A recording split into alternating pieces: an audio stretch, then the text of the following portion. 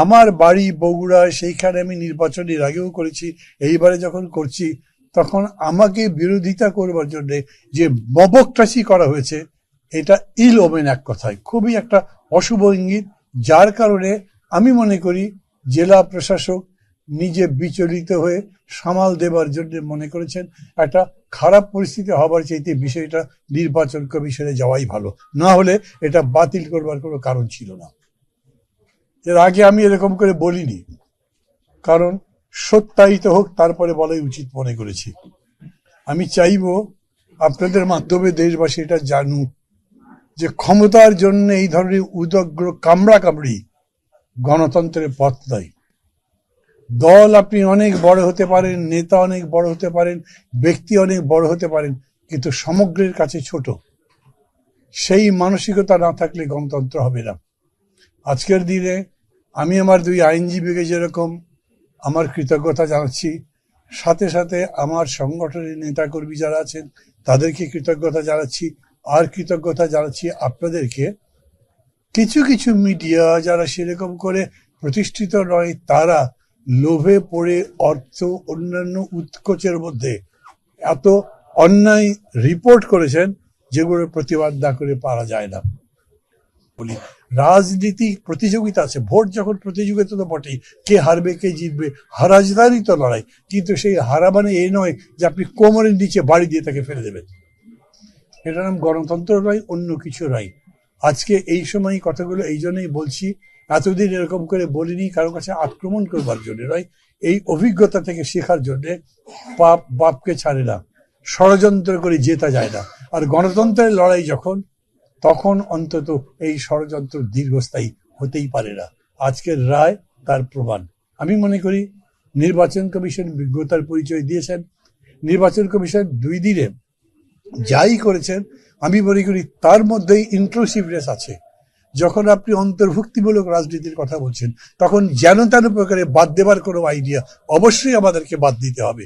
যারা মনে করছেন প্রতিপক্ষকে বাদ দেবার মধ্যে দিয়েই আমরা কেবল বিজয় অর্জন করতে পারি, তারা গণতন্ত্রের পথ রুদ্ধ করবার চেষ্টা করছেন। সবাই শিখুন, আজকে সবাই শিখুন আরো বেশি করে ভবিষ্যৎটা গড়বার জন্য। এত বড় সংগ্রামের মধ্যে দিয়ে যে নতুন বাংলাদেশ গড়ে তোলবার প্রত্যয় বাংলাদেশের মানুষ উচ্চারণ করেছিল, সেই প্রত্যয়ের পক্ষে থাকবার জন্য, সেই প্রত্যয়কে বাস্তবে রূপ দেওয়ার জন্য আমরা সবাই মিলে কাজ করি। অনেক কিছুরই আশঙ্কা করছি, কারণ অনেস্টলি বললে এই অ্যাডমিনিস্ট্রেশন তো কোনো কিছুর কন্ট্রোল নিতে পারেনি। পুলিশ এখন পর্যন্ত প্রোঅ্যাক্টিভ তো দূরের কথা, অ্যাক্টিভও নয়। বহু জায়গাতে দেখছি পুলিশ প্রায় নীরব ভূমিকা পালন করছে। শুধু মবক্রেসি নয়, মানে পরিস্থিতি এমন, ভোটের আগে প্রায় ফলাফল ঘোষণা হয়ে যাবার মতো হয়েছে না। অন্যায় বলছি না, কিন্তু পরিস্থিতি এমন হয়েছে মূল প্রতিদ্বন্দ্বী একটা তো নাই, তার অন্যায় অত্যাচারের কারণে পরিত্যক্ত বিতাড়িত, তারা এখন ভোট করতে পারছেন না। অতএব কোনো শক্তি একক হয়ে গেছেন। হবার ফলে প্রশাসন মনে করছে তাদেরকে যে কোনোভাবে সার্ভ করার চেষ্টা করি। এই প্রশাসনকেও আমি বলি যে এটাই চূড়ান্ত বিষয় নয়। আপনারা যেটা আপনাদের নিয়ম তাই করেন, গণতন্ত্রের যা নিয়ম তাই করেন। এরপরে কে ক্ষমতায় যাবে, কে এমপি হবে, এটা দেখে খাতির করে যদি করে, তাহলে বাক্স নিয়ে চলে গেলে সম্ভবত তারা কিছু বলবে না। এগুলো সতর্ক থাকা ভালো, এখন থেকে বলা উচিত। এটা দিয়ে আমি নির্বাচনী প্রক্রিয়ার সমালোচনা করার উদ্দেশ্যে বলছি না। আজকে যে কারণে আমাকে এখানে আসতে হয়েছে, আমার 2জন আইনজীবী সবাই আপনারা চেনেন তাদেরকে, তারা এসছেন। এটা খুবই একটা সিম্পল ব্যাপার ছিল। বা যাচাই বাছাই করা হয় প্রার্থীদের বাদ দেবার জন্য নয়, বরঞ্চ তাদের কোনো ভুল ত্রুটি হলে সেটা সংশোধন করে যাতে তাদেরকে নির্বাচনী প্রক্রিয়ার মধ্যে রাখা যায়, এই জন্যে সংশোধন করবার সুযোগ অন দ্য স্পট আছে। এমনকি সময় দেওয়া যায়, এমনকি এপিডেপিড যেটা হলফনামা বা শপথ করে বলেন, সেটাতেও যদি কোনো ভুল থাকে সেটাতে আবার আপনার সাপ্লিমেন্টারি এফিডেভিট দেওয়ার সুযোগ আছে।